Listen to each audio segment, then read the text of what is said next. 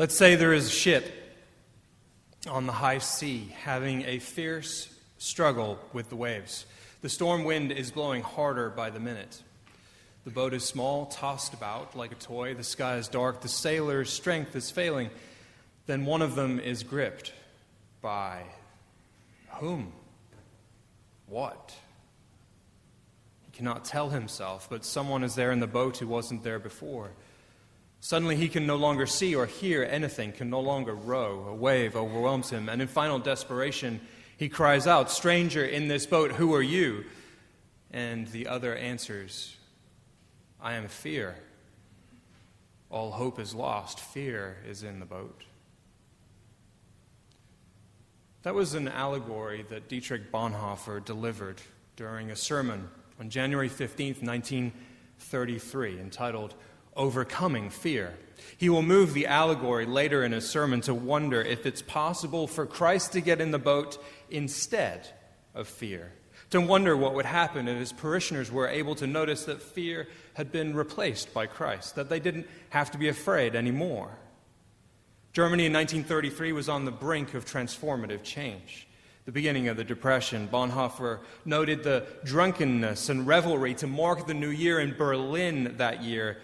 It had been particularly pronounced. He believed not because people were especially happy to greet the new year, but because they were scared out of their minds for what that year might bring. He describes fights, fist fights breaking out on the streets, tight-lipped people walking around in a fog, fearful, desperate, incapable of mounting a challenge to the status quo. We begin a new year, 2019. It's the same old text. Very often the first service of the calendar year is the story of Epiphany and Matthew's epic journey of the Magi coming from afar. Probably most years the preacher will mention the old joke about if the Magi were women, they would have asked for directions and brought gifts much more practical than gold, frankincense, or myrrh. What's not recounted by Matthew is Mary mouthing the words, "What am I supposed to do with myrrh?" at Joseph. Or perhaps even, "What am I supposed to do with this giant beanbag chair?" Having taken a look at both Herod and Jesus' family and having been warned in a dream to make sure of things, they go home by a different road. A beautiful metaphor for having been changed permanently, for having had an experience of the Christ. And so Epiphany comes as Christmas ends, asking us to join together the celebration of God coming into the world with all that Herod is up to, all that Herod did and is doing. There is more than one. There are many. There were many Herods in Jesus' day. There are many today. Herod the Great is the father of Herod Antipas, who will become Jesus' interlocutor later in his life. Herod Agrippa is Herod the Great's grandson, who will ultimately murder James and try to murder Peter.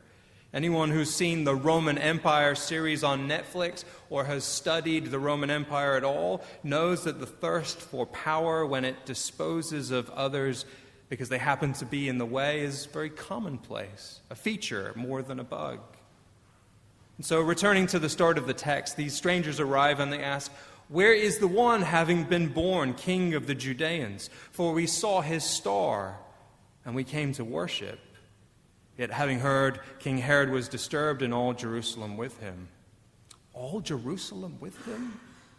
If you are Herod and you are in the minds of the Roman Empire and in your own, even if you're not among your subjects, King of the Judeans, a title that the soldiers will ironically place above Jesus when he is crucified. What happens when someone arrives from a faraway place and they have said, "There is a King of the Judeans that we are looking for, so obviously it's not you." And point two, he has his own star. Sometimes you have to know when you are beat.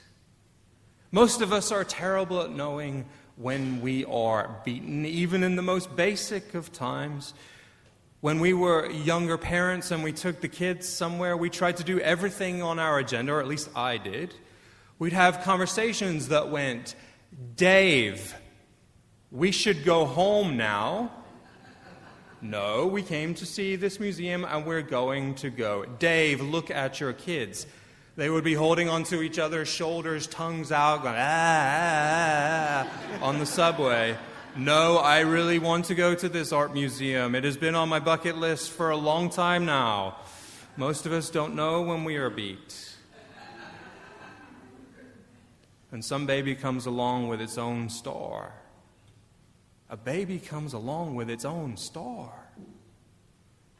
Perhaps many of us would be infuriated. We'd have a hard time letting go. The Magi sense something is off immediately. The word diligently or assiduously appears twice. He needs the exact time of the stars rising, and he needs the Magi to inquire diligently. Make sure they know exactly which child this is that they are encountering, and then report back. The language is too precise, too imposing, too strange for them. And so they go, not to return to Herod again. And when they arrive, the text says that they are literally overjoyed with exceedingly great joy. Their journey's destination is complete. They have attained some measure of fulfillment. Enough, a sense of enough has come to them. And in contrast to the attainment of fulfillment, to the experience of having had enough, Herod's ego imposes itself on the text again. Having been outwitted, Herod throws the most epic of tantrums. We don't see this in this week's reading. The reading is cut off at verse 12 for this week, the traditional ending of the story on Epiphany, dangling what comes next in our memories. He starts, the narrative says, engaging in a mass infanticide, forcing Mary and Joseph to run. It is, of course, an incredibly violent and political story. It is a narrative that invites all of us to bring our whole selves to it. What would we do?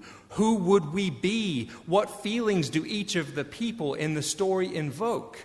Are we Herod, a wise person, one of the parents, or dare we even imagine ourselves as a child? It is a soft story. What is a gift? What is a good gift? It's a story of journeying, of dreams, of practical concerns, and it's also a hard story. Cunning, violence, mistrust, suspicion. It's a real story for the real world. It's a story for reality and for dreams. The place in which we so often find ourselves. That desire to shut out the world when we come to church and engage in faith formation that informs what we do and how we believe in the world in which we find ourselves every day. It's the dance that we must do, as Bonhoeffer was attempting to do in 1933 by talking about his boat, his parishioner's boat. Allegories only work if the listener can track it to something that they are living. So we stand at the intersection, another intersection, the intersection of Christmas and Epiphany. Lights being taken down, trees left at the curb that are browning. The tower wreath will be up a few more days, shining its light for our neighbors and for the world, but even that will be retired for another year soon. We're confronted by the intersection of our faith and our politics, the ways of the world, and the story of religious tradition that offers us a view into the empty yet deadly mindset of someone like Herod the Great. We stand at an intersection in the church each week, offering space from the world, away from the world. There's a reason we call this sanctuary, and also being very much in the world, witnessing to the God of the universe with us before, now, and forever, while also being in the here and now always.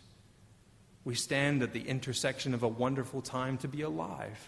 What privileges many of us have. What an astonishing thing to see the many advances that treat common illnesses, the ways in which we understand our bodies and the way things work, with an intense frustration with the status quo that appears dead set on poisoning rivers and using up all the water and polluting the air.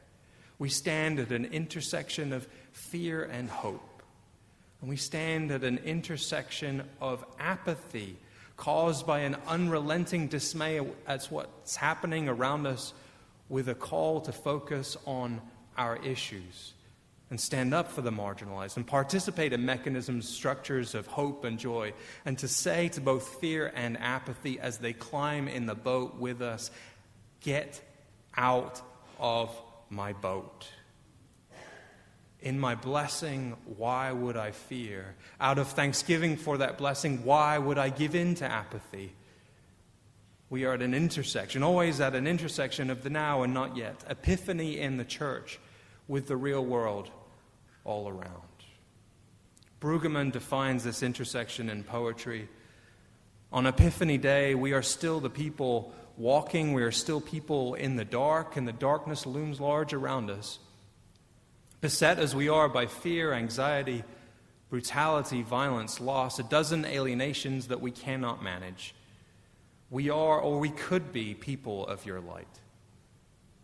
So we pray for the light of your glorious presence as we await your appearing. We pray for the light of your wondrous grace as we exhaust our coping capacity. We pray for your gift of newness that will override our weariness. We pray that we may see and know and hear and trust in your good rule, that we may have energy, courage, and freedom to enact your rule through the demands of this day. We submit our day to you with deep joy and high hope. Beloved people of God, may your joy be deep. May your hopes be high, no matter who you are or where you are on life's journey. May God's peace be with you. Amen.